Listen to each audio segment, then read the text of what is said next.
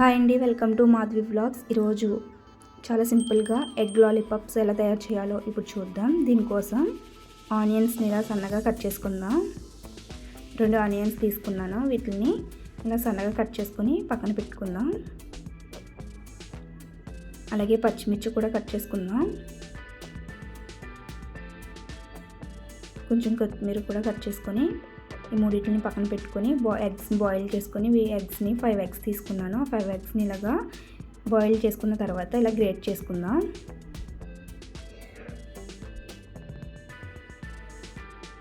ఇప్పుడు దీనిలో ఇందాక మనం కట్ చేసి పెట్టుకున్న ఆనియన్స్ని వేసుకుందాం.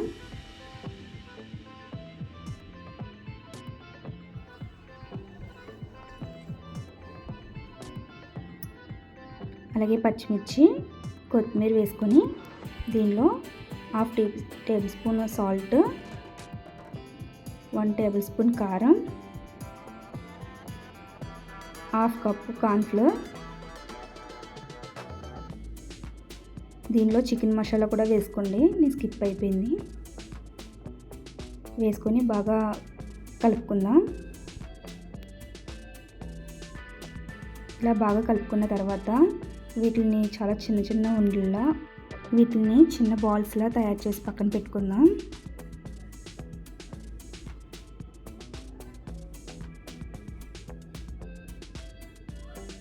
ఇలా బాల్స్ లాగా అన్నిటిని చేసుకొని ప్లేట్లో పెట్టుకోవాలి.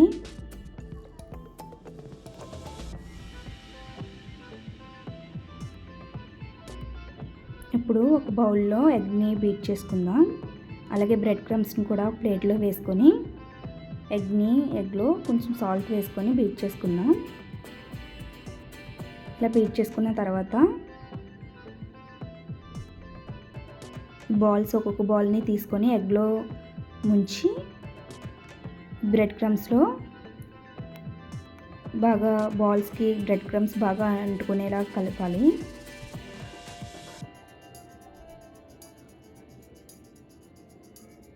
ఇలా బ్రెడ్ క్రమ్స్ బాల్కి మొత్తం బాగా అంటుకుంటే క్రిస్పీగా ఉంటాయి. ఇలాగ ఒకదాని తర్వాత ఒకటి అన్నిటిని చేసుకొని పక్కన పెట్టుకుందాం.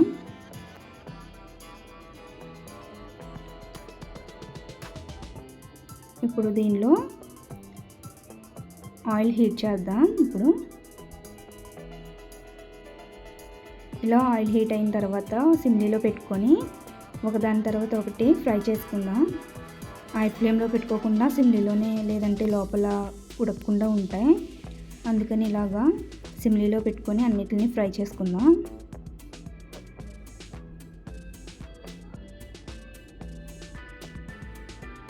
వెంటనే కలుపుకుండా ఒక 5 మినిట్స్ అయిన తర్వాత కలుపుకుందాం.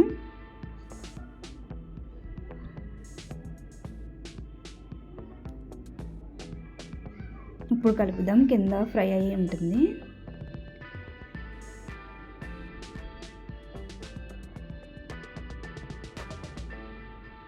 ఇవి 2 వైపులా బాగా ఫ్రై అయిన తర్వాత అయ్యేంత వరకు ఇలా కలుపుకుంటూ ఉండాలి.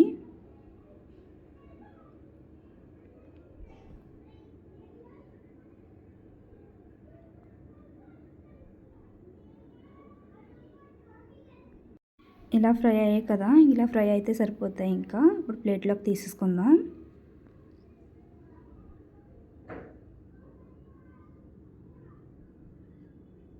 ప్లేట్లోకి తీసుకొని సర్వింగ్ బౌల్లోకి సర్వ్ చేసుకుందాం.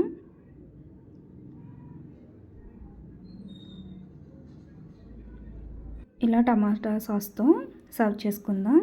దీనిని చాలా సింపుల్గా ఇలా ఎగ్ లాలీపాప్ రెడీ చేసుకోవచ్చు. ఈ వీడియో మీకు నచ్చినట్లయితే లైక్, షేర్, సబ్స్క్రైబ్ చేయండి. Thank you.